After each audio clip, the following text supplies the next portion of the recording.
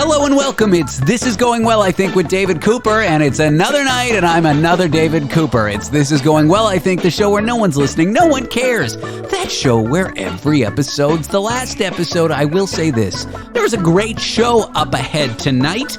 We'll do our segment Conspiracy Corner with conspiracy theory expert Nathan Radke to talk about something that people are getting scammed on straight out of sci-fi. Medbeds. Those are those beds you see in Star Trek where if you break a limb, you lay down on one and boom, your limb is fixed. There are scammers out there who are trying to sell medbeds to people, and unfortunately, some people are getting fooled. We'll talk about the how, the why, and dive into a cautionary tale of when you believe in conspiracy theories a little bit too much, you might flip fiction with reality. After that, foreign correspondent Tony number 5 for another game of TRTTTA, Tony's random things to talk about. Tony's got some hilarious, some edgy, and some surprising topics he wants to bring to the show, and we'll go through them rapid fire, should be a laugh. Then I'll talk to 2 scientists who just have newly discovered a fantastic, well, potentially fantastic, because they're still doing the research, drug that can cure male pattern baldness using a gel and having virtually no side effects. And I want to talk to them about what could be a breakthrough, what could be a miracle drug when it comes to male pattern baldness. And finally, you've heard of inflation, you've heard of shrinkflation, but are you angry at greedy monopolistic corporations for charging too much for, I don't know, a bag of milk? Well, that's greedflation, and we're going to dig into that. That is the show. I'm looking forward to doing it with you. And like every night, first, this.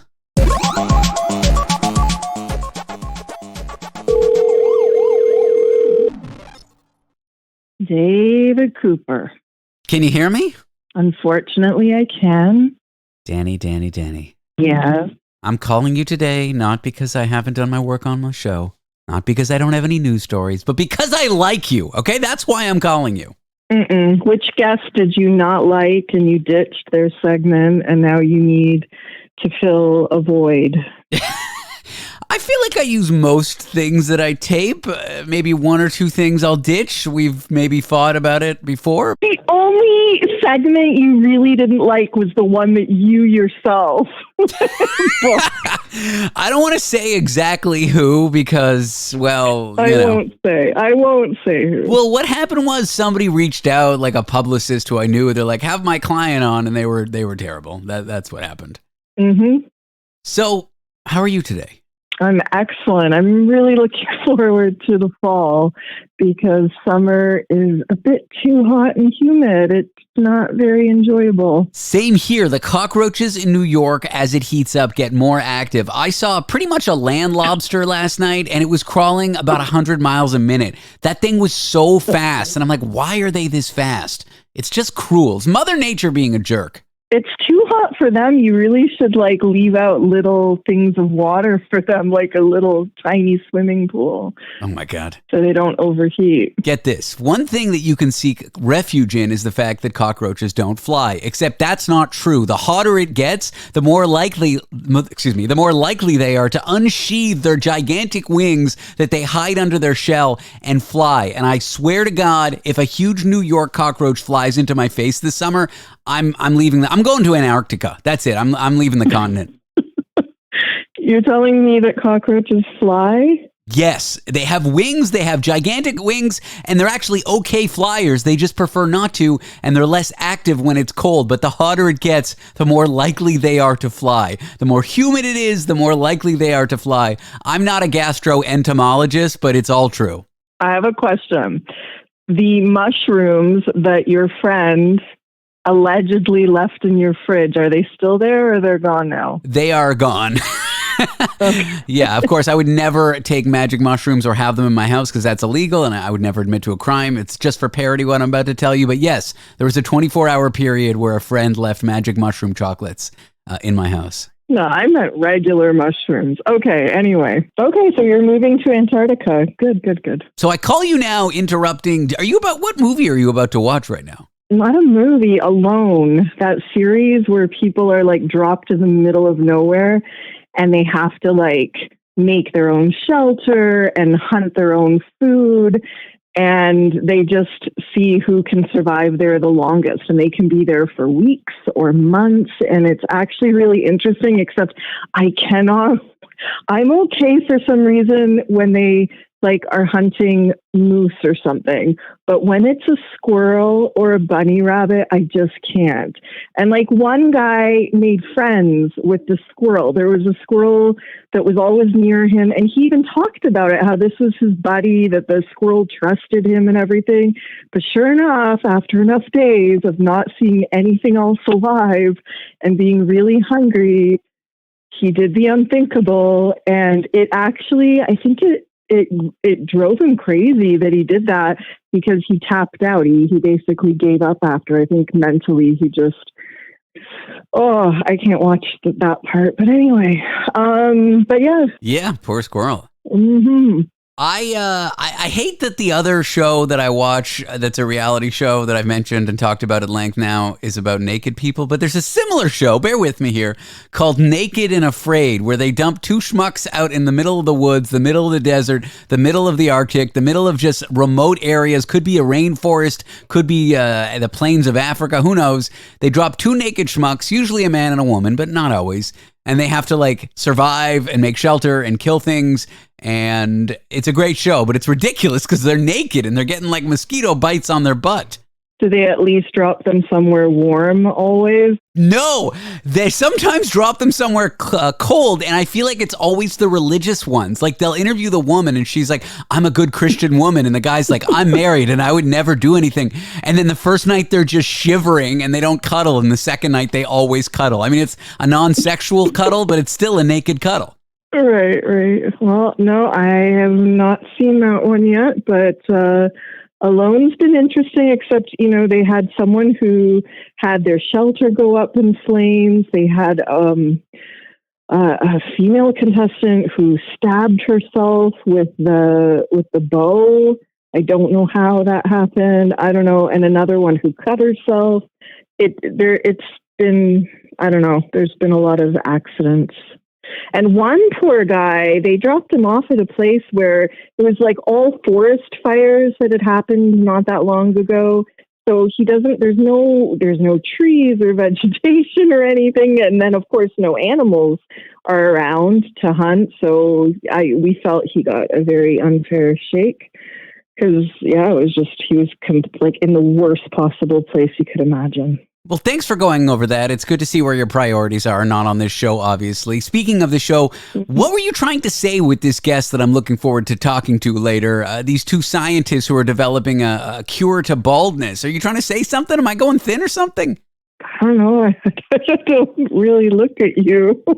You're just I've never met you in person, and I have no idea. I don't know. I know you've talked about using Rogaine on the show. Propecia, not Rogaine, Propecia. Whatever. Anyway, so it was just an interesting study thing I thought would be of interest to some listeners. No, I think it's great. It's a breakthrough drug. It's like, I'm really looking forward to talking to these two people. They seem way smarter than me, but honestly, that's not really a compliment. No, that's kind of a given, yeah. Thank you for your help today. Enjoy your television show. We didn't no. I have 8 phrases immature men use when they lack basic communication skills. I'm sorry, we don't have time for that. We just talked about your boring survival show. Dani, go do what's more important in your life, that show as opposed to this one. Okay. I did work on the show earlier, but it's 9:30 at night. How many hours a day do you want me working on the show? 25. Dani, thank you so much. I appreciate you. Bye.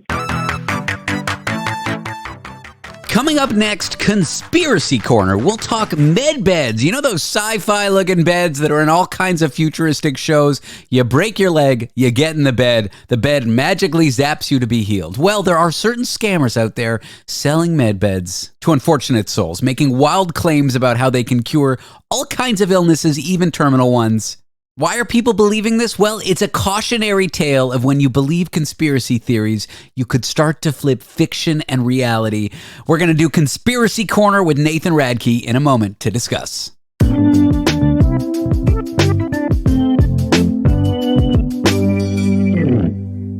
We are here for Conspiracy Corner with Professor of Cultural History, Nathan Radke, who works at Humber College. Today we're going to talk a cautionary tale of when you go too far down the conspiracy theory alley. You start to flip fiction and reality. For example, you might think, hey, bleach kills pathogens, so maybe if I inject bleach, I'll kill COVID. That's not what we're going to talk about today, but that's an example of what we're talking about.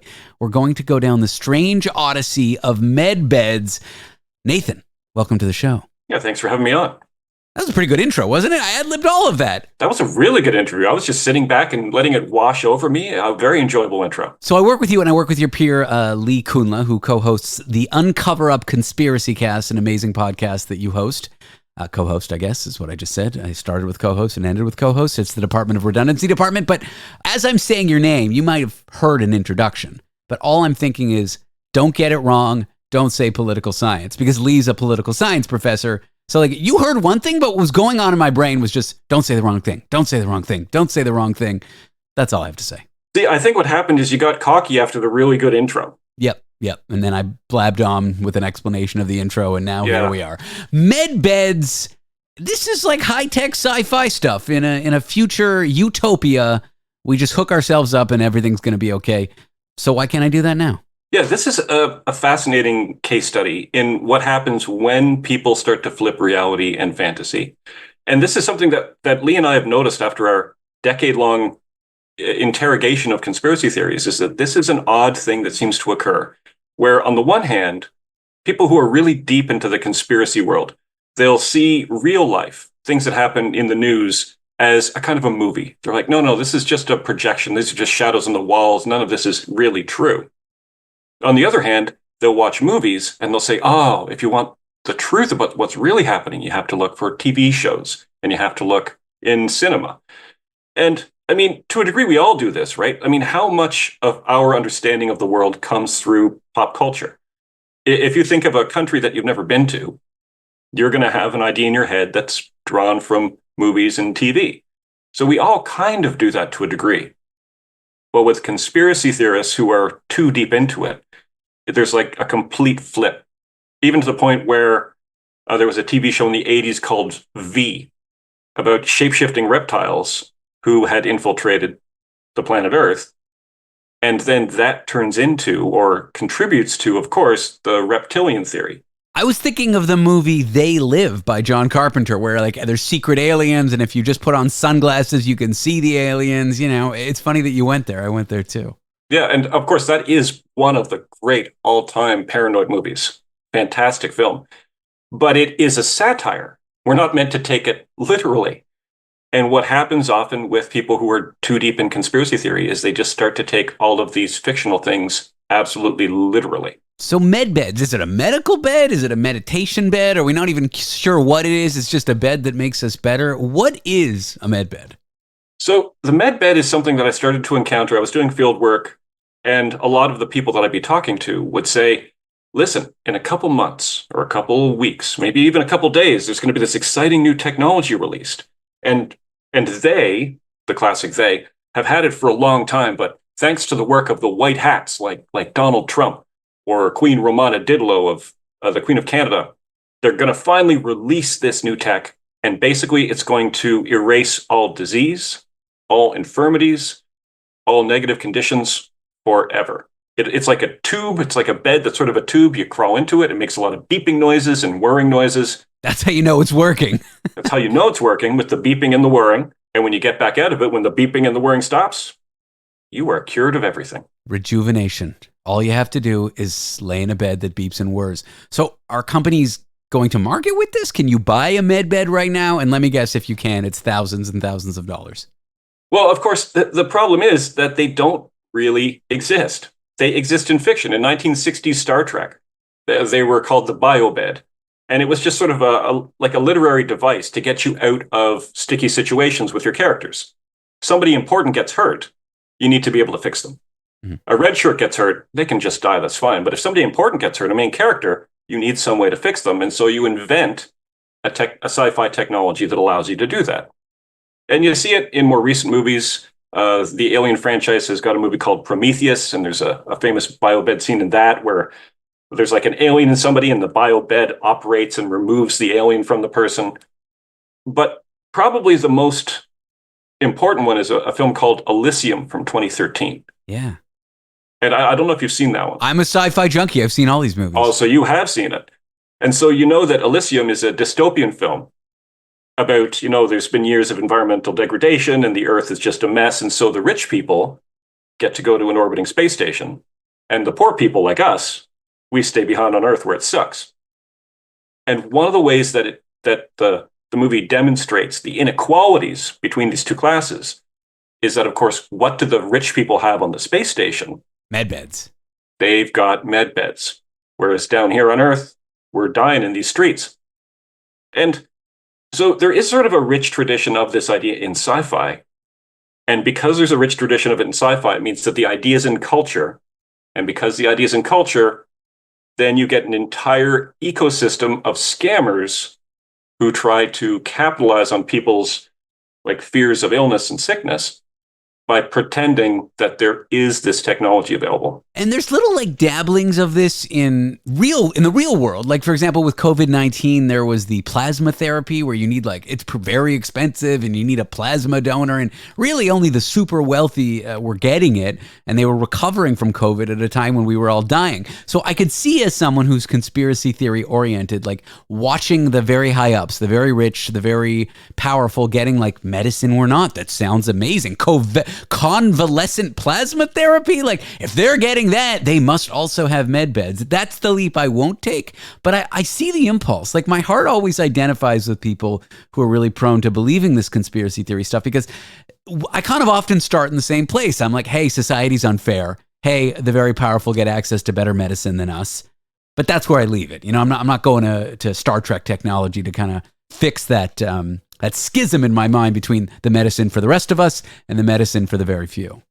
No, you're absolutely right. And that's the problem, is that there is something fundamentally true there, which is that there are a lot of inequalities in our system and that the rich people do get a different kind of healthcare than everybody else. The problem is that then when you have a metaphor, it's like they've got these magic med beds that just fix them up. That's not true, but it's a literary metaphor that you can use to try to highlight that situation. And so if you're not good at metaphor and you take everything literally, then you see a movie like that and you think, oh man, I knew something was crooked and now I know just how crooked. And then of course, as soon as you have something like that, the opportunists jump in and start hardcore scamming. And there's three main ways this can happen. One, just to get attention, someone will say, oh yeah, this technology exists, but it's being suppressed by the deep state. Of course. Just to get more likes and just to get more followers. Sometimes the person will say, oh, good news, the white hats are about to release this tech. Just hold on a little while longer, another couple of months, another couple of weeks. And then, of course, the day comes, the day goes, they never show up.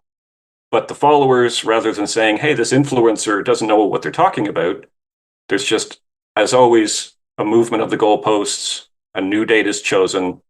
Still waiting for the Messiah. Still waiting any second now. And the most problematic way is, as you would imagine, there's people who claim that they have them and they will give you the tech for lots and lots of money. So that's where we are in this story. Medbeds, what they are, and now rumors that the very rich have them, and of course now people being scammed, potentially. We're going to talk about that in a moment. We're here for Conspiracy Corner with Nathan Radke. He's a professor of cultural history.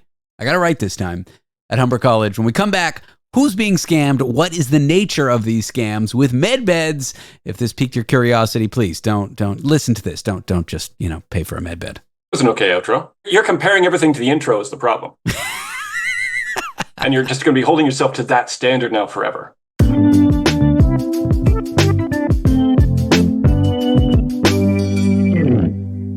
It's Conspiracy Corner with Nathan Radke, professor of cultural history. He co-hosts the podcast, The Uncover Up Conspiracy Cast. Check that out.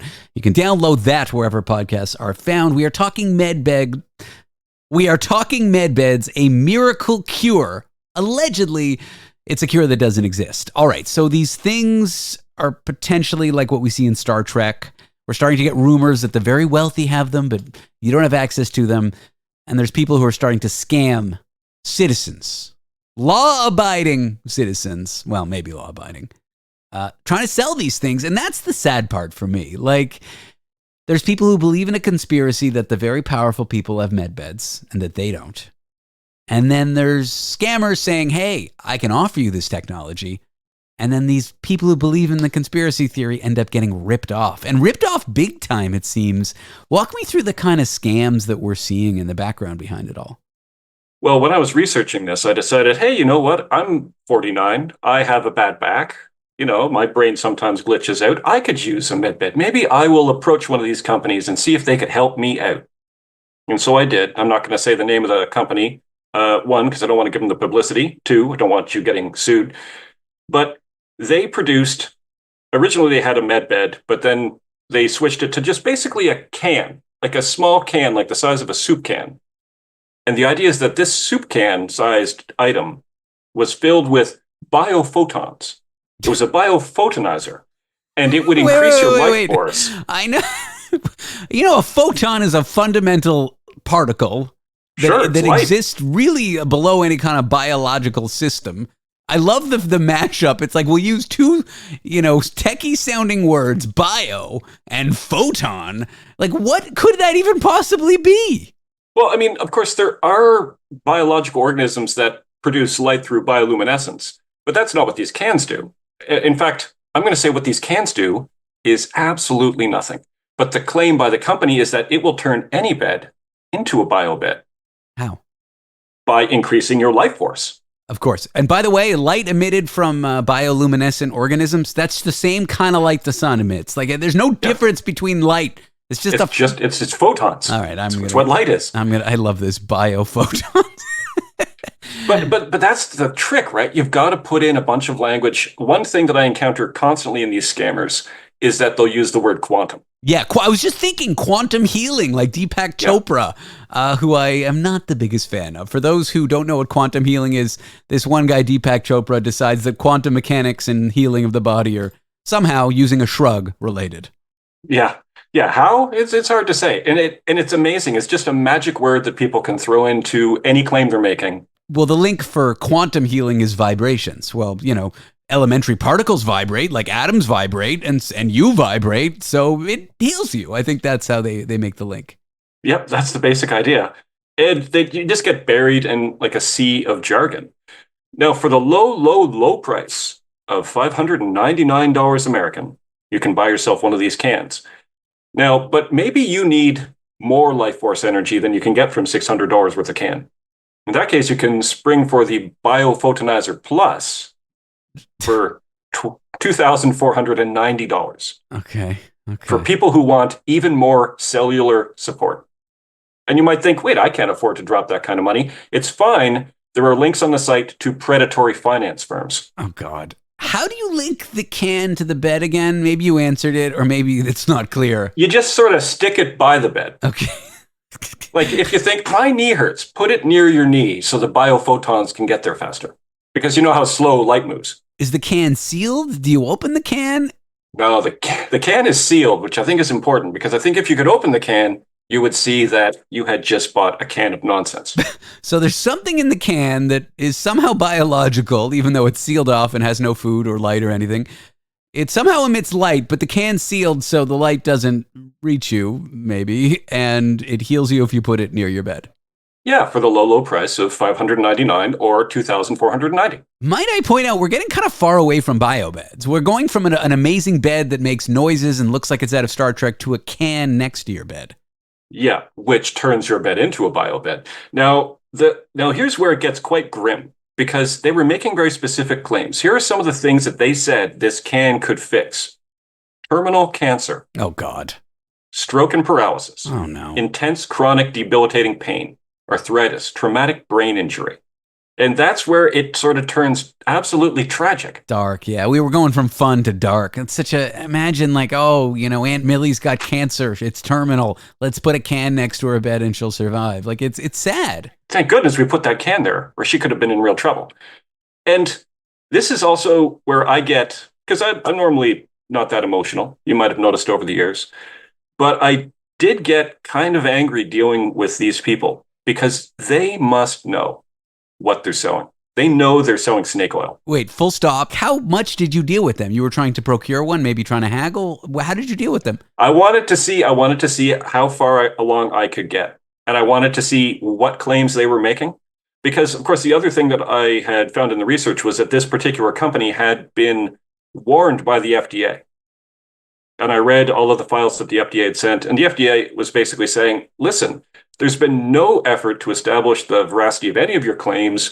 There's no quality systems. There's no procedures in place. The people in charge of the production don't know what they're talking about. They have no background in regulatory knowledge.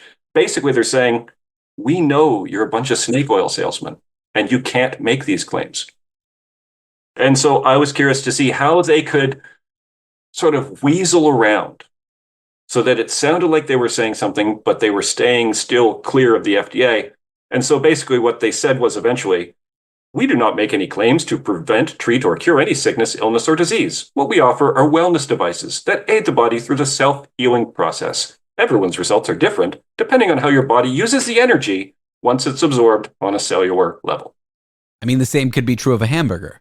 That is true. It would probably be more true of a hamburger. Like a hamburger would aid the body in healing much more than this can would. And would provide you with some energy in the form of calories. Yeah. But empty can of air, even making the claim of energy in their disclaimer, it's like, in what way does this provide energy? First of all, you got to rigorously define what energy is in this context, which they are not. But even through the various definitions, electrical energy, light energy, in the biology sense, food energy, even in the photosynthesis sense for plants, light energy, they're not. It's just energy. What? It's like technobabble. It makes no sense. Yep. And that's what it is. And then the tragedy is people, and I've talked to people, and this is, I think, why I get a bit angry about it. I've seen people who are in trouble health-wise. And I'll interview them. And normally when I'm interviewing people or doing field work, I'm not trying to convince anybody of anything. I'm just trying to learn. I'm trying to understand their perspective. But when something is dangerous or somebody is making threats or somebody is a danger to themselves, then the ethics kind of kick in and they're like, well, now this has got to shift around. Yeah, that must be a weird moment for you as an interviewer trying to learn about conspiracy theories when you have the ability, you're hearing something and you know that it's going to damage them. Do you just play a objective, data collecting kind of interviewer, or do you step in and you have to be like, hey, these things don't work, and if your doctor's saying you have 30 days left, you might want to get your affairs in order? At some point, you have to step in, and where you have to step in is where the person's a danger to themselves or to others. And I've encountered both in my field work. And both times it can get really dicey. But it's an absolute tragedy seeing somebody who's basically wasting away. Somebody who's 6'2" and maybe 130 pounds. And rather than going to the doctor, they're saying, no, it's fine. So-and-so, whatever influencer told me that the Medbeds are on their way. And when you say, okay, well, look at this FDA stuff, they'll say, well, that's just evidence that the Medbeds must work. The fact that the FDA is telling them to stop is somehow evidence that because an agency that regulates health is getting involved, somehow it means that the device is real. Right, because that's kind of baked into the conspiracy theory, because baked into the conspiracy theory is that the people that be, the powers that be, are trying to suppress it. And so then when the FDA says, well, this is just a bunch of nonsense, to them, that's evidence that it's being suppressed. Their own skepticism at this point is working against them and making them easier to scam rather than harder. Is there any PSA you might like to give out for people who Medbeds piqued their interest? Maybe they saw it on a social media feed. Maybe they know a loved one who's trying to get into these quote unquote alternative medicines, read medicines that don't work. A PSA from Nathan Radke. All right, PSA. I completely understand how frustrating it is and how terrifying it is to try to deal with an illness, either yourself or a loved one. But we can't allow that terror to make us blind to the fact that there are these absolute parasites out there. I mean, as many problems as there are with healthcare systems, with big pharma, and there are tons of problems, there are opportunistic scammer parasites who will swoop in on people in their most desperate time and sell them a load of nonsense and allow them to die. And so, I mean, the classic line here fits. If something sounds too good to be true, it is likely too good to be true. You can check out Nathan Radke at his web store called Nathan Radke's Official Snake Oil Store, where, excuse me, You have to say the joke properly for it to work. Nathan Radke's official snake oil store where you can buy snake oil that definitely works. I kid, of course. Nathan, thanks so much for talking to me today. I appreciate your time. Use the code David Cooper to get 50% off all supplements. Nathan Radke, cultural history professor. Check out his podcast. It's called The Uncover Up Conspiracy Cast. Well, it's TRTTTA, Tony's Random Topics to Talk About. Tony 5, our foreign correspondent from London, England's got some wild stuff that you're going to love in just a moment.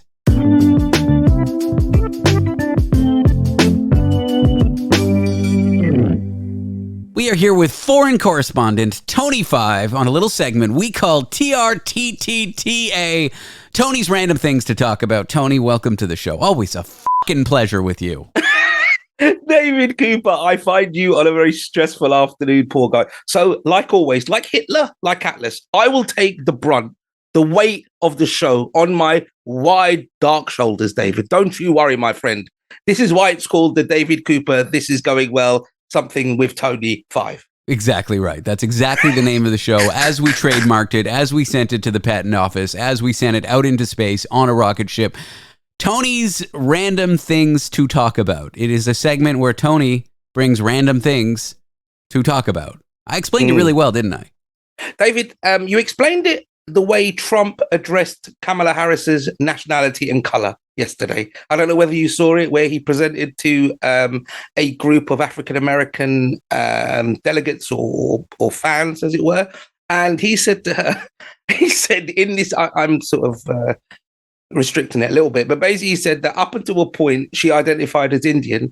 Now she identifies as black. When did she become black? To a black person in front of a crowd of black people. Now, this guy is wicked. It's amazing what he can say. He must not have anybody who tells him, Don, listen, guy, just close the mouth. Close the mouth and you'll win. He mentioned that a black woman, quote, happened to turn black only recently, which is an odd statement. Yeah, that's all I'll say. It's an odd statement. Yeah. I think he harassed the reporter that asked him the question, saying, you just asked me that question. You didn't ask me how I was or hello. It's like an auntie talking to a nephew when they haven't seen him. It's like that's the way he was talking, but it's just getting more and more bizarre. And the problem is the bizarreness, it's so in level with the level of bizarreness that's happening, sadly, around the world, that it's no longer like sort of noticeable anymore.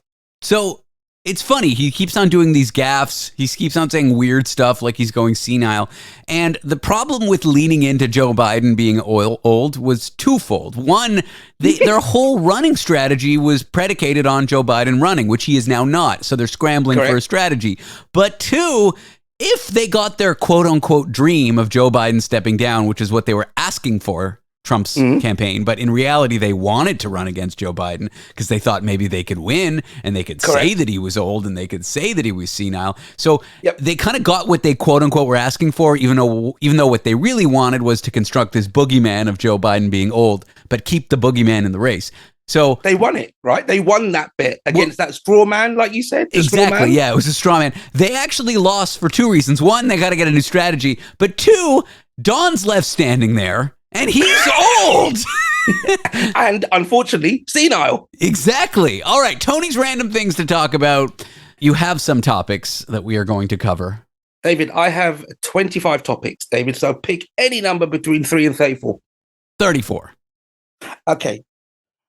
Do you have any fun family traditions, David? See, I have a feeling you do.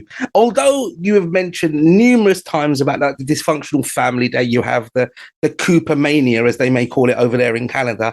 I think you guys, because there's quite a lot of you, we spoke about your father's sort of birthday plans, which I liked. I like that thing. Do you have anything, maybe in your childhood, that was kind of like normal to you, but maybe abnormal to me? Like fried chicken without the skin. Go for it. I suppose going to Florida for the summer. My grandparents had a place, and we would stay. Both of my grandparents had a place, and so sort of half of my family, I would stay with my mom. Usually, would stay with her mother, and then my dad and my siblings would stay with his parents. That was nice, a yearly kind of Florida thing. You know, very privileged, very fun. Nice places where, see, I don't really know Florida. People talk about Florida. I immediately either think of like Disneyland or Miami. And obviously there's more to Florida than those two places, right? So my dad's parents had a nice spot, but when you're little, you don't really care. My mother's spot was much more modest, but I usually stayed there. But it was never about the place. It was about just being there, going to the park, flying kites, going to the beach, hanging out with my grandmother, you know, like being away from the chaos of school. And honestly, now that I think about it, because our family got divided, it was a nicer time for me because it was such a chaotic household with 4 children, 2 parents, all loud narcissists who want attention. And so my family would be split up. There'd be more attention naturally. Plus, my grandmother was very sweet and you know, was a loving grandmother. So maybe that's why it was nice. But I'm taking a note from the LGBTQ community, this idea of friends of your family, you know? I thought that was a DIY store. Sorry, carry on, David. I remember we did Tony's DI. Why? Like, why are you doing that yourself when you destroyed, I think, your car or something? Not important. I did, yeah. So friends being your family, it's like a pretty popular concept in like the gay community, the queer community. Sure. I think or, you know, up until recently, people would get kicked out of their families for being gay. I mean, it still happens, but not as much. It still happens, yeah. So you go to a new city, you make new friends, and then those friends become your family. I have adopted that concept, co-opted, if you will. And every year I do a Thanksgiving with my friends. Yes, which I'm part of now. Exactly. Because I'm Canadian, so I don't do American Thanksgiving. It's on a different day, Canadian Thanksgiving and American Thanksgiving. So I do a Friendsgiving, and that's my chosen family, as it's called. My friends who are my family, my annual tradition. I've done it 3 years in New York now. I'm going to do it every year. And starting last year, we started a new family tradition. It was the annual showing of the Cooper brother penises. Correct. And I, for one, am there for it. It's the Cooper penis presentation, CPP. And if I never receive it, it's like not having stuffing with turkey, David. It's what every young child grows up to have. So for those who are just listening now and didn't listen to our Thanksgiving specials, which are great, and you can go to the back catalog and check them out. At the end of Thanksgiving, everyone had been drinking. I don't drink, but I was, you know, fired up. And my brother drank, which is unusual for him. And we started bragging or talking about our, you know, male members. And so I took a photo out on my phone and showed everybody, not my brother. I showed everyone a photo of my, you know, private parts, everybody but my brother. And then my brother showed everybody a photo of his private parts, but he didn't show me. So I didn't see his, he didn't see mine, but everybody saw both of ours. And it was a fun little tradition. And it's the annual showing of the penises. That's what happened. A really strange party game. I would have preferred Monopoly, but fair enough. We could do a Monopoly. You know, there's like theme Monopoly, you know? Yes. Cooper penis Monopoly. I don't think Hasbro have taken that up, but we could always call them up. We need a sponsor, David, for God's sake. This is a sinking ship. And all that you're doing is adding heavier weights to it. You had a smaller family. Your mom's family was out in... smaller. You did. I had like lots of cousins running around and a lot of crazy stuff. So I'm asking, maybe your family traditions are a little different. Mine were really predicated on having a smaller family unit on vacation so that I wasn't in the chaos of it all. I'm wondering what yours were. You know, growing up, my brother was significantly older than me. So when I was 14, he was 28, but he passed away when he was 28. So up till 14, I guess the tradition was just like having, like, for example, Christmas, he would come back and we would have a Christmas dinner. It kind of, again, I don't want to bring the mood of the show down, but after he passed away, there was no real tradition. It was a very fractured unit with me, my mum and my dad. So one of the reasons, weirdly, that I love coming to you and having that is that I'd never have it. So 14, I'm now in my 40s. So for 30 years, I didn't have that. And I've been chasing that. I've been chasing that feeling of being wanted, that feeling of having a group of people that I can just relax with and they know me and I know them. And we're having these silly traditions and I've got somewhere to go. Like, I'm so happy. Like, I booked my ticket to New York. I think I told you a couple of months ago because I'm looking so forward to it. I don't even know where you're going to live that time, as long as you don't move out of New York, which I'll be shafted about. No, I'll be here. It's just where. But do you know? And I met your friends, and we've kept in touch, and they're cool. And your brother's hilarious. Like, I'll be honest with you, when he came back to London, I had a great time with him. He is hilarious. So I did have a good time with him and you and Miranda. So wait, is both of our favorite family traditions this Friendsgiving that I throw? Yeah, sadly it is. And when you said tradition, I honestly thought you were going to say something about Burning Man because we're in that Burning Man David bragging Yeah, phase. but it's not my family. I mean, I guess friends, chosen family, sure, whatever. I mean, we are a little family, the people I stay with out there and camp with out there. But, it's just for 2 weeks of the year. Thanksgiving. It was a lot of fun. Yeah. I'm excited to do it again with you. We're here with Tony 5, foreign correspondent, doing a little segment we call TRTTTA. TRTTTA! It rolls off the tongue, David. I can imagine James Earl Jones, the voice of Darth Vader, doing that segment. Like he does for like CNN. Yeah, like Luke, I am your TRTTTA. N. Yeah. Yeah, I can imagine him doing that. How much is he to get him to do that voiceover work? I can't imagine that much, right? $50? Yeah, do you want to get Dani just to email him and ask him if he's free? We're going to check if James Earl Jones is free. We'll call him at the break, and if he's available, he'll be back, and we'll be back with James Earl Jones. If not, it's TRTTTA with foreign correspondent Tony 5.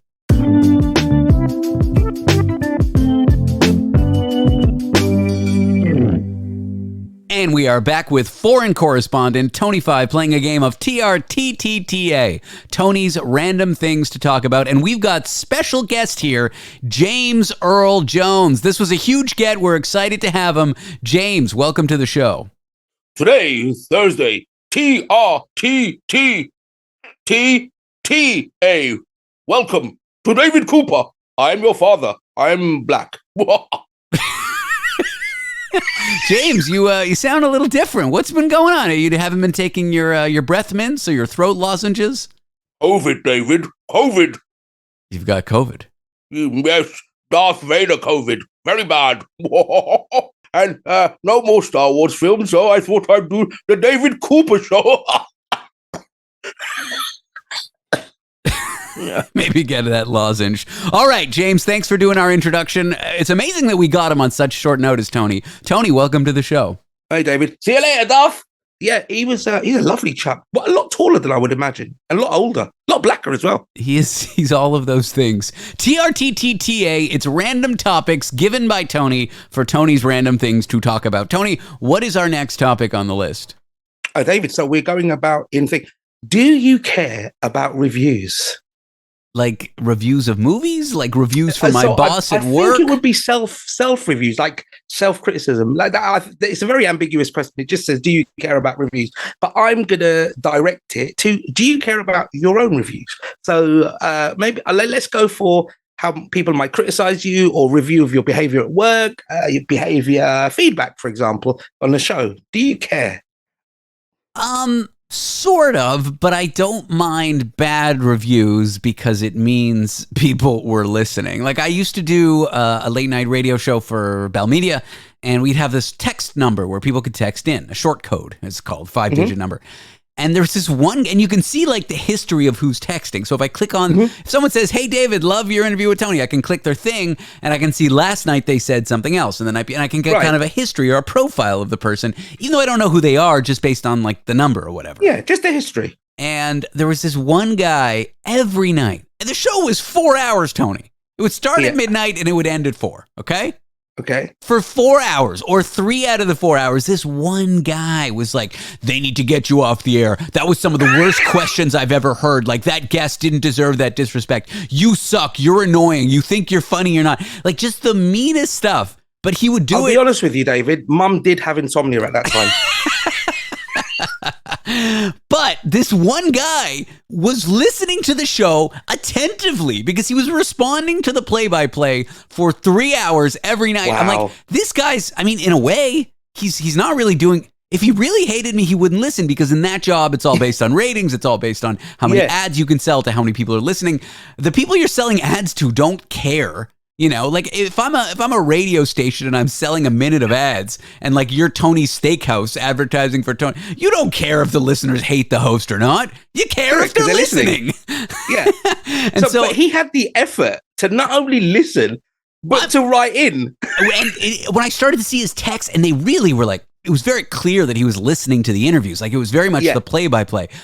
I was rarely offended. I was like, this guy's my biggest fan. Like, seldom do we get such an engaged listener. this guy's crazy about me. Like I'm here. We're here together. We're in it together. Yeah. He's got some mental problems, whatever. I don't care. But like, I'm there for him and he's a part of who I'm speaking to. And honestly, like that kind of negative review doesn't really get me too bad. So it's really the absence of reviews that get me as an artist, which in a sense Did you address him? Did you address him directly? No, never. You can't feed the trolls, dude. You can't do it.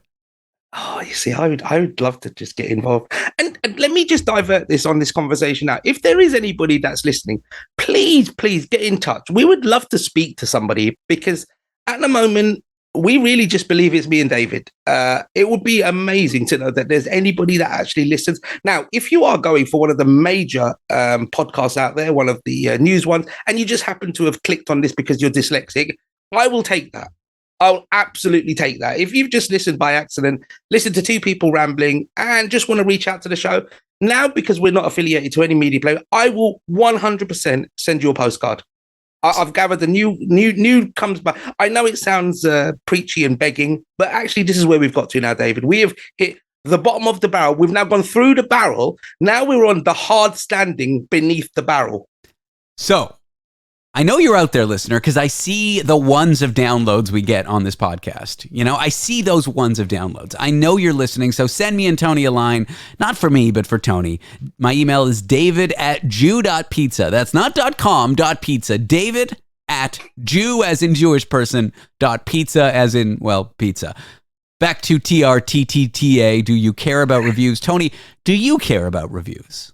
Yes, I'm very sensitive to things like that. So I would it would affect me if it was really horrific and awful in any other environment apart from this, because as you say, infamy and being famous kind of treads that line, because if they're that angry with me, it means they are listening to me, which means I've got their attention, which is actually really funny because I'm doing this thing ridiculously from my bedroom. So yeah, I think it's brilliant.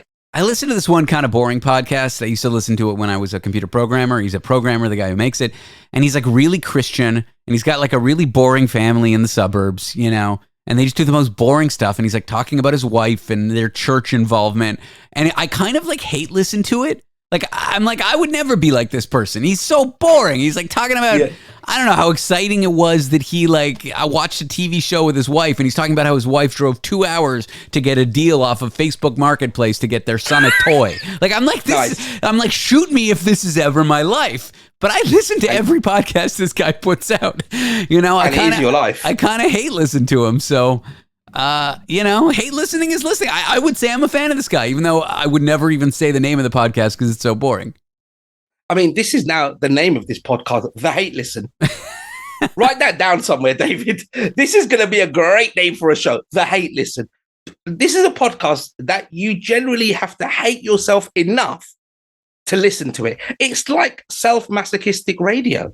Maybe we've coined that sort of niche market for S&M enthusiasts that like to injure themselves, hurt themselves, they get off on it. Auditorily, they would want to listen to us whilst they're getting like flagellated. This could be our niche, David. We could be sponsored by, one of them like Love Honey and Summers, these sex shops. That would be great. We're looking for a sponsor, really anything. Tony 5, one more TRTTTA, Tony's random thing to talk about. What is the final one on the list? Oh, I quite like this one. This is quite nice. What smell brings back great memories for you?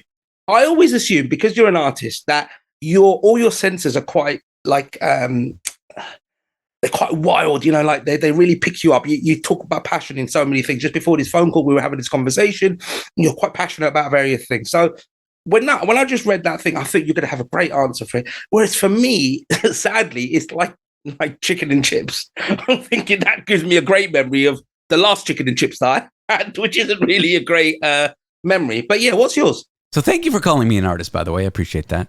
That's a title that I've struggled with for a long time. Now I'm happy to say it. No, I said artist. Oh, artist. Yeah, sorry. I don't know what you're hearing. Okay, forget about that thing about senses. You're obviously deaf. Carry on. Now, it's funny. I remember the other week we were talking about the fish odor, about the woman I dated who had a fish odor disease where like her body couldn't process a certain enzyme or certain protein or certain something. Yeah, and she exuded a horrible smell. And then I hope that she married a man, because she is married now, who has no sense of smell, or at least lost it during COVID. It was a carbon copy of you when I look at the picture. So it is actually a carbon copy of you. It's I know, it's funny. It's a rare genetic illness that she has, but it's out there, and I ride the subway in New York, and maybe once every 6 months I'll get a whiff of it.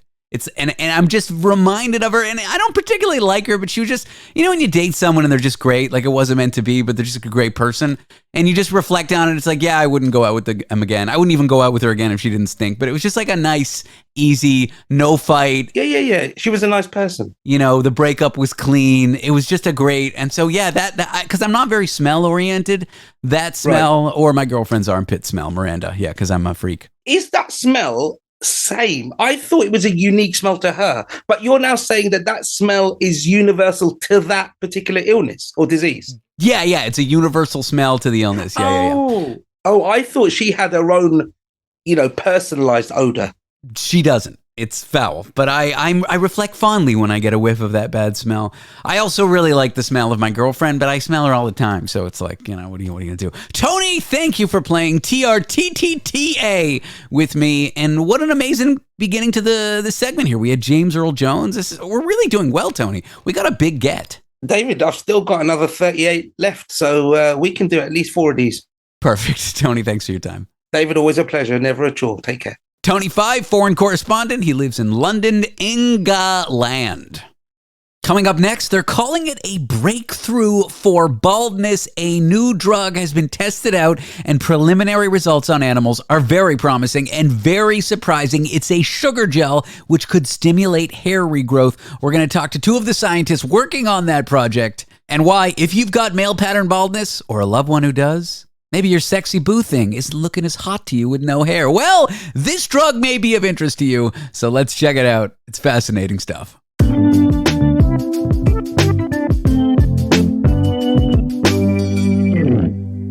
Welcome back. Today we have fascinating, groundbreaking results from the field of hair loss and addressing hair loss, male pattern baldness. It affects millions, maybe billions of people worldwide, but for years the treatment options have been limited and they often come with unwanted side effects. I myself take finasteride or Propecia, and low libido can be a side effect. Side note, not an issue for me, but it is for others. So if you want to take a pill or rub in a cream to treat your hair, there are potential side effects. Until now, maybe a breakthrough has been made using a sugar gel to stimulate regrowth, and early results are very promising. I'm here with 2 people working on that sugar gel. The first is Associate Professor at the Cluster Head Skin Tissue Engineering Group at COMSATS University in Islamabad. That's the Lahore campus in Pakistan. His name is Dr. Muhammad Yar. Muhammad, thanks for being here today. Thank you, David, for the kind invitation. It's really happy to join this interview with you. And the other is Emeritus Professor of Tissue Engineering in the Department of Material Science and Engineering at the University of Sheffield. Her name is Dr. Sheila MacNeil. Sheila, also, thank you so much for being here. I'm excited to dive in. Delighted to be here. So, give me an overview of what you've been looking into and some of the findings that you've arrived at to date. Sure. So I'll give the bottom line first for those with a short attention span. We have a naturally occurring sugar. It stimulates new blood vessels, and it's stimulating hair growth in a mouse model of male pattern baldness. Now, the fun bit, as scientists, we tend to be driven by curiosity. We have to slow down to do things like get money and write reports. But anyhow, Mohammed and I have been working together for about 8 years, and we were trying to do something different. Not entirely different, but we were each trying to find something that would stimulate new blood vessels to form in hard-to-heal wounds. So we're interested in wound healing, the wonderful world of diabetic ulcers and things like that. And we got together and we were each looking at different ways of doing this. And then Mohammed mentioned that he'd been working with colleagues in Japan, and they'd been looking at blood vessels and looking at what popped up when you have new blood vessels. And there is this odd little sugar. Now, it's odd because it's not an abundant sugar, and the sugars occur in 2 conformations, left hand, right hand, L and D. And this was a D sugar, which was a bit odd. And there it was. Wherever there's a lot of blood vessels, there was a sugar. So we looked at each other and we said, I wonder what would happen if we put that into an environment where we wanted to stimulate blood vessels. So we romped on through that a bit, and it worked beautifully. When you say worked beautifully, what exactly were the results you were looking for, and what were the results that you got? Well, at the time, the assay that we were using in the lab was a fertilized chick egg. Now, this is a little bit cute. You take an egg that's been fertilized, and then you carefully put a little window in the shell without cracking the whole thing. And you leave the membrane that covers the chick intact. And if you've got something that you want to find out if it stimulates blood vessels, you put a little bit of it on the membrane, and then you carefully seal the whole thing up, put it in an incubator, cross your fingers, and 7 days later, you go in and have a look. And if the agent you've put on there is stimulating blood vessels, you can see a pattern of blood vessels growing towards the agent. And that, in fact, is what happened with the sugar. And we looked at that and we thought, oh, that's cute. That really is great. So we then romped on to the next bit, which was to see if it would work stimulating wound healing in a rat model. So Mohammed, back in Pakistan, made a full thickness wound in the back of a rat. We added this sugar, and sure enough, it accelerated healing. And it seemed to be associated with more blood vessels. And we were pretty excited by that. And we started talking to a patent agent. And the patent agent, being the excellent person that she was, gave us tons more homework that we couldn't answer. Is this the only sugar that does this? Does it have to be the D form? Will the L form do it, etc.? Anyhow, we did that bit of work. And what I found initially made me very disappointed, because we looked at 3 sugars, and we looked at the L and the D isomers, and only one of them worked. And I thought when I got the results of this, I'd be able to understand it, and I couldn't. And I sat there and I thought, oh, okay, I can't explain why this confirmation sugar in the D form does this and the others don't. So all despondent, I contacted the patent agent on Monday, and she said, great. What? She says, well, it's not obvious, therefore it's patentable. Oh. Sort of the opposite results, I guess. So what happened next? This patent agent actually says you've got something patentable, but you've not arrived at any serious results, not any clinical trials yet. What happens next? Well, the patent agent's job is to put a bit of protection around it while you're working on it. And so she told us that what we'd got was interesting. We needed more animal studies. It wasn't obvious. And she gave us lots of homework. So I quickly did the only logical thing, and I passed all the homework to Mohammed. So he did the animal experiments in Pakistan, and he put on these sugars in a gel and found that, in fact, the wound healing in the animal was very much better. And then he looked at the wound bed, and there were new blood vessels there. But we also noticed something else. Mohammed, over to you.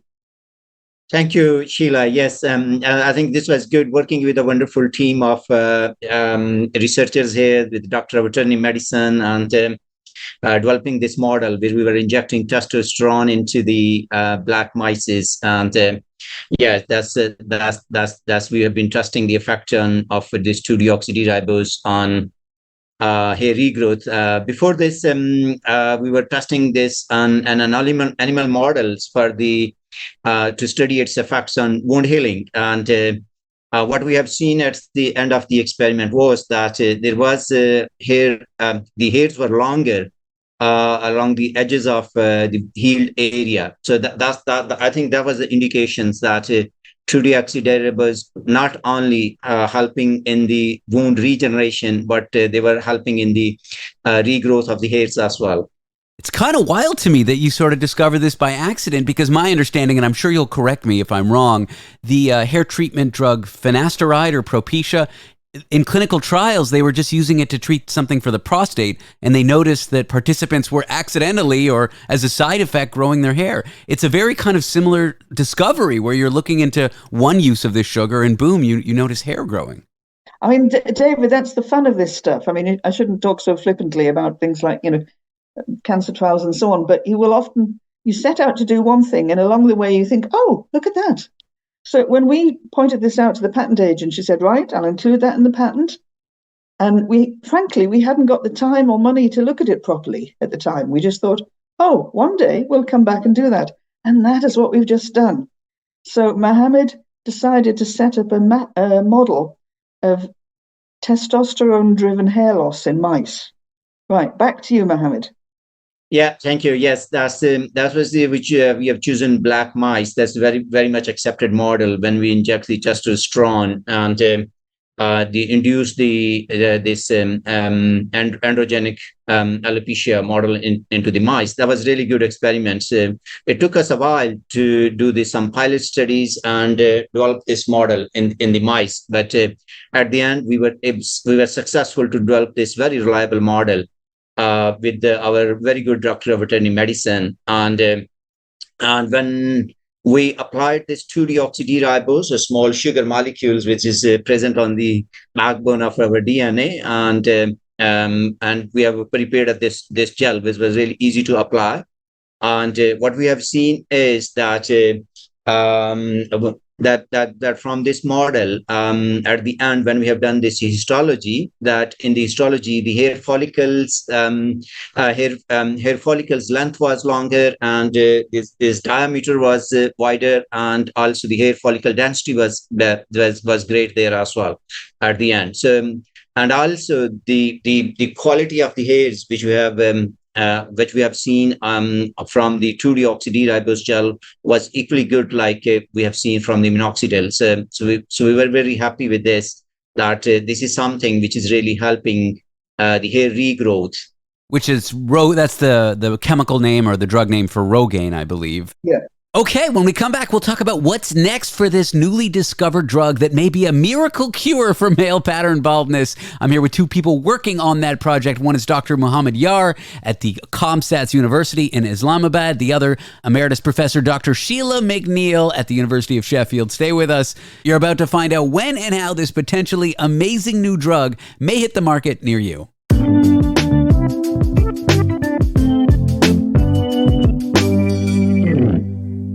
And we are back, continuing our conversation about an amazing new potential drug that could stimulate hair regrowth. We were talking about the research, how there's been surprising and very positive results in trials with animals who are regrowing their hair back after something similar to male pattern baldness, and the results are looking good. So I have here Dr. Mohammed Yar, who works at COMSATS University in Lahore, Pakistan, and Dr. Sheila MacNeil, who works at the University of Sheffield, who are both on the project. Let's jump right back in. So what's next? You've got these preliminary findings. They're very exciting. It seems like a new novel way to grow hair back. What's next in the research or in the process to maybe getting this drug to market? Well, as usual, we always have to find some money, which is what we're starting to do. We've got to do a bit more lab-based work just to really prove that the sugar is working how we think it's working. Now, we think it's working by providing a backdoor route to upregulating one of the big growth factors in vasculogenesis, cute little molecule called vascular endothelial growth factor. Now, this thing is really the kingpin of making new blood vessels, but it's hideously expensive to make as a recombinant protein, and it's not very stable. Now, the good thing about the sugar is it's actually very inexpensive. It's very stable when it's sat there in solution or in a hydrogel, and it only starts to break down once it's on the body, when it's gone within a few days. So what we've got to do is we've got to prove that the sugar is working how we think it's working. So that's going to take us, I don't know, let's say 18 months. I hope faster.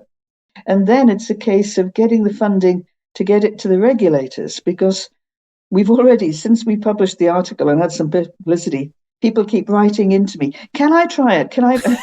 Yeah, great. Thanks for your enthusiasm. But no, we would get our knuckles severely wrapped. We have got to show that anything we want to use clinically is safe. Of course. Safety above all. So you go into this long period going through regulatory. Now, it's not as bad as it seems, because actually we are a long way down the process in Pakistan, because what Mohammed and I did, we were successful in getting funding to add this sugar to some cotton dressings to stimulate blood vessels and diabetic ulcers in Pakistan. So this is a 3-year funded study. And as part of that, we had to take it through the regulatory process. And we've done all the toxicity testing, and there's no bad news. The sugar is completely innocuous. Wow. So if we wanted to do this in the States or Europe, we'd got to do it again with the regulators for that country. But I'm very optimistic. There's no bad news to be found. We have to do it again. You have to prove That's how it works in that country. And then you can go to a first-in-man safety study. So you prove the sugar works. You Yeah. assume no hiccups. All your hypotheses about the mechanism Yeah. of how it works are confirmed. Sort of the best possible case. What could this look like in a few years? Well, before I started working with Mohammed, he was a respectable polymer chemist. So he's made lots and lots of what we call vehicles, hydrogels, gels to put the sugar into. And he's delivered the sugar from a whole host of things. Mohammed, do you want to comment on that a bit? Yes, yeah. So we have tested a variety of the carriers where we can easily deliver this to 2-deoxy-D-ribose because it's quite stable. I'm an organic chemist. When we have put this in a water-based gel, and the company was asking me to put this as 40 degrees at 75% humidity, I was really thinking that might be sugar not be stable at that temperature, because usually organic molecules we don't them expect to be really stable. But yeah, it's quite stable when we have been testing this sugar, even in the gels containing water at 40 degrees, 75% humidity, at least for 6 months times is quite stable. And also what we have seen is that when we are using a variety of the polymers, chitosan or cellulose or collagen or alginates, it's quite stable. It's not making any reactions with these polymers, which make it a really fascinating molecule. Great. So existing drugs on the market, the trade names in the United States and Canada are Propecia and Rogaine. I think one's finasteride, the other one's Minox. I'm not a chemist. Minoxidil. They do have side effects. I know Propecia can affect the libido. I am lucky enough to not suffer from that side effect, but we're not doing a sex health counseling session right now.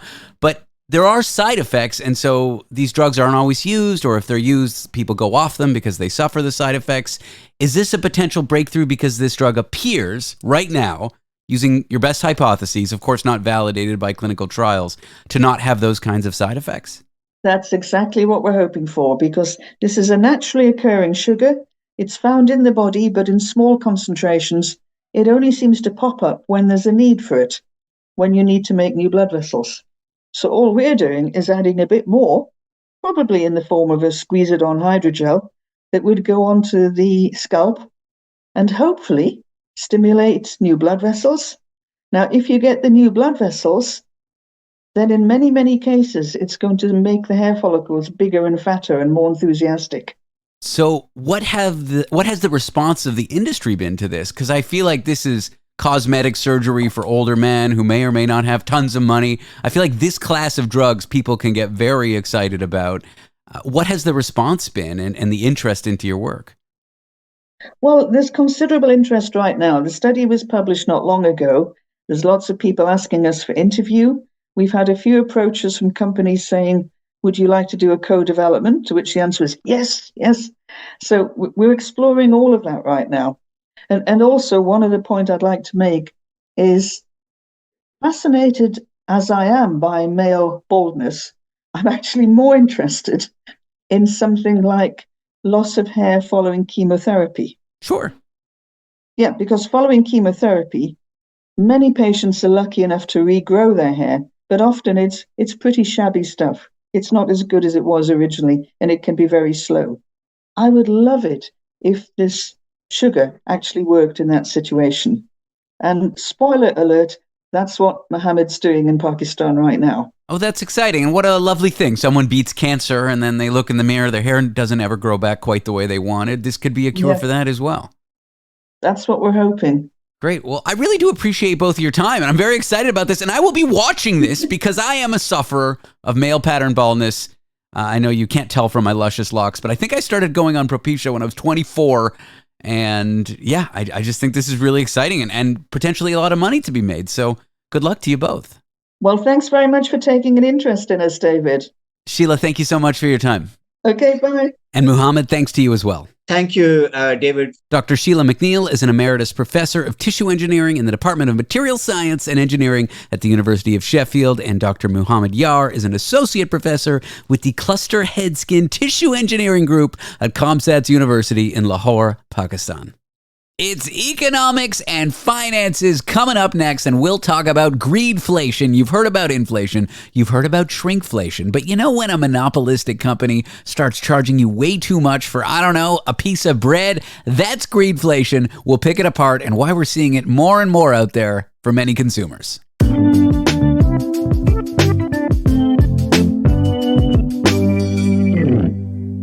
We're here to talk economics, finances, etc. with Dr. Eric Kam, who really only goes by doctor to impress his mother's Maj friends. He works at the Department of Economics at Toronto Metropolitan University. Eric, thanks for talking to me today.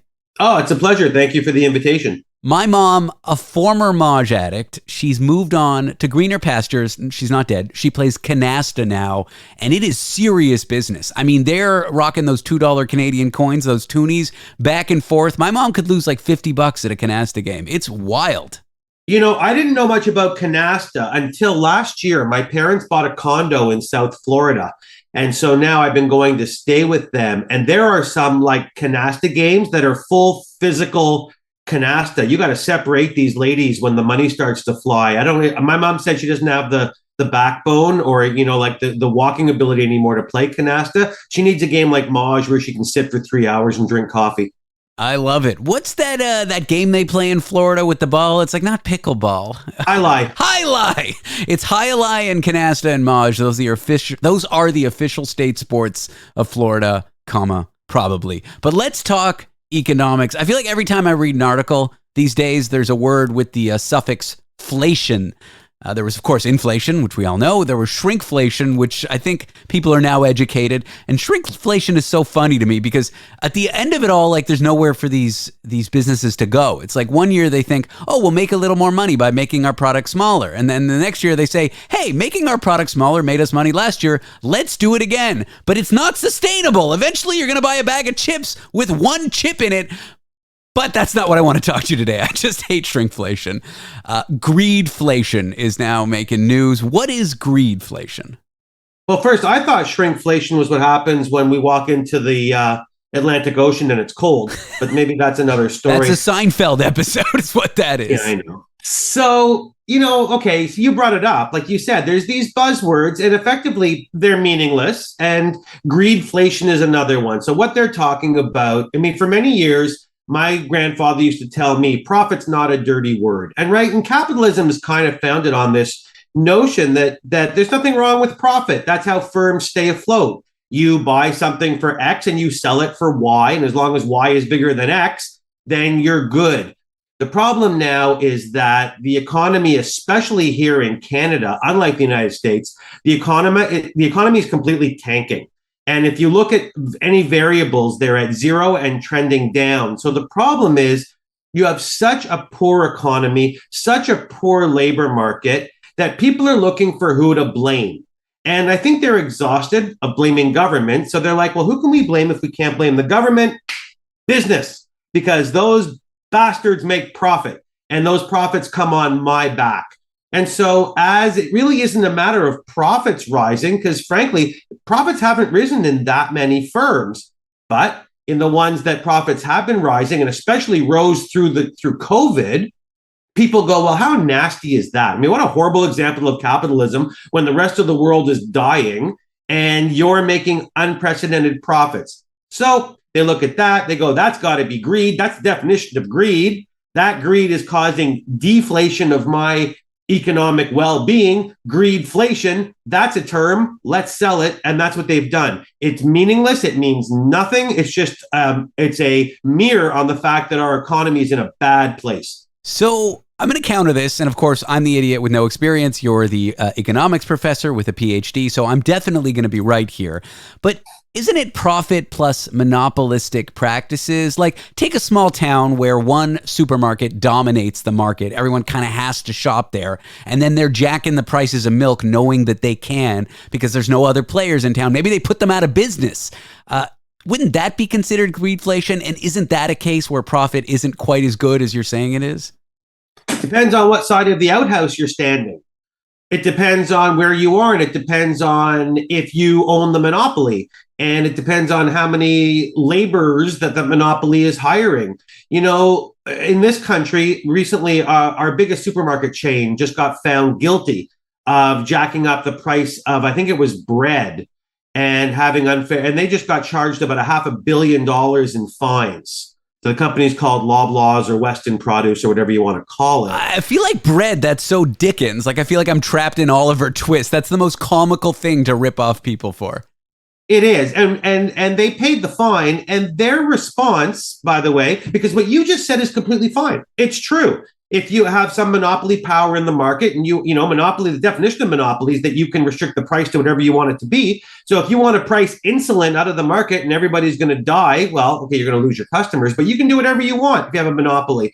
So you have the one half of the outhouse. What a terrible bunch of money hungry, profit driven people. They countered with the opposite part, which is what a lot of companies are doing now, saying, do you know how many people we hire? Would you like us to start hiring far less people? Would you like companies like Loblaws or our biggest bank in Canada, Royal Bank, to start having half the number of people that it hires and continue to hire during the pandemic? You see, this is the problem, that it really depends on where you stand. So, you know, yeah, you can look at a company and say that these are excess profits. I can, you know, turn that frown upside down and say, well, where are the excess profits going? The shareholders who at one time bought shares in the company, which helped keep it afloat. It hires labor, which helps people get jobs. You know, for me, the most important number in any type of economy is still employment. Because you can talk about price stability, and I can give you fancy terms, you know, up and down the yin yang. Reality is, if you don't have a job and you don't make a paycheck, you don't care about price stability. You've got to eat. So greedflation, yeah, we could talk all day. If the title of this podcast was communism, why don't we love it? Sure, let's go down that road. Well, why don't we love it? Why don't we love it? We don't love it because we don't live there, and because there was a natural experiment called the Soviet Union. And your younger listeners might want to look it up. It failed. And so, you know, they say that but Rome fell. Does that mean we shouldn't have democracies? Look, I'm not a communist. I'm very much a social democracy. Like, you know, I'm very much into capitalism when it's fed, when it's moderated, and when there's no extremes to it. When the very bottom and the very top are a little closer together, that's great for me. I'm not a communist, but I just think that's what's the word? A red herring. There's lots of societies that collapse, and you can't just say, well, that's right. You know. But yeah. Yeah, no, but I get your point. But the reality is, you work within the bounds that you have. You work within the gates that you have. We live in a capitalist economy. Now, your point's well taken, especially in this country a little bit more than where you're sitting. This is a social democracy, and the idea is to keep the highs not so high and the lows not so low. And the problem is, we didn't do very well at that during COVID. And, you know, we can get into the reasons for that. But COVID, you know, brought all of this to the margin because the wealthy people became super wealthy and the poor people almost fell off the map. And that is a problem. So one thing that strikes me, I'm Canadian, I visit Canada all the time. Like so there was an initial boom during COVID when the stimulus money came out, the markets were going crazy good and everyone's like, wow, how is this happening? Of course, the crash and then rampant inflation. It happened in most Western, you know, liberal democracies, markets. Certainly happened in the US. Inflation was wild and bad, and it was the same way in Canada. But then the US and a lot of other countries kind of curbed it. And so things aren't so bad for the last, I don't know, year or two. And yet in Canada, that trend of badness just keeps on going and going. And I'm left asking the question, like, what's going on with inflation in Canada? Well, it's the Energizer Bunny. It's going to keep going and going. I mean, to say what's wrong with Canada, I mean, I'd have to move in with you and we could talk about it all day. But do you like cats? Yeah, you don't have how much room you got there. The long and the short of it is that you're a large open economy and we're a small open economy. And what that means is that you get to have some fun and some toys that we don't have. So what the United States did, and by the way, if it was lucky, it was brilliant. And if it was brilliant, it was lucky. Is they said, well, listen, after the pandemic, we printed so much money. Canada, 70% of every dollar in this country got printed during the pandemic in a very short period of time. The inflation was inevitable. Open page 7 of any first-year economics textbook, and you'll see what's going to happen. And it happened. Somewhere Milton Friedman is having a party in his grave, I guess the opposite of spinning in his grave. But when we started to come out of it, Canada and many other nations said, what we've got to do is just have a holy war on inflation and start using our monetary policy to bring down inflation. Jerome Powell in your country said, what if we don't do that? What if we let the rest of the world go nuts on inflation fighting, but we don't go so nuts and we let our inflation run a little bit higher and our interest rates stay a little bit higher? How can it hurt us? He was right. Now you've got trillions of dollars flowing from the world into the United States because their rates are higher. People want to park their money in the United States, props up their dollar, props up the exchange rate, props up your country. And now again, it's the land of milk and honey. Isn't that so like the U.S.? Let the whole world do the thing that causes them to suffer while the U.S. just stands back and waits. That's what they did with World War II. And then they enter at the last minute. And then, of course, they finish the job. And they're like, well, we won this. But no, other countries suffered in the beginning. It's the U.S. doing it all over again. Somebody once told me the United States always does the right thing after everything else is exhausted. I don't know that I agree with you on everything, but I am impressed at the statements I made that I know you don't agree with. You basically said, well, that's a valid perspective, which totally, honestly, talking to a PhD in economics, I'm happy we just discussed it, and I got a few things maybe half right. Oh, you got more than half right. Listen, economics, when I teach a class, I have to be honest with you, not that you asked, but when I teach a class, I teach classes of 1,200 students. My whole philosophy in economics is, number one, this is nothing special. It's not a game for the elite. You got to talk about economics to people that economics matters. And that's anybody who's ever paid a bill, had a mortgage, pays rent, or had a child, right? Everybody's affected by economics. It cannot be some highfalutin thing. You've got to bring economics out to the masses. So the fact that you know something about economics it's good. It's encouraging. It tells me that it's for people. Eric, this was a lot of fun. Thanks for chatting with me today. Anytime. My pleasure, and stay healthy. Dr. Eric Kam, he's at the Department of Economics at the Toronto Metropolitan University. That's the show. Thanks for listening. I'll be back tomorrow, and have yourself that went well, I think, day.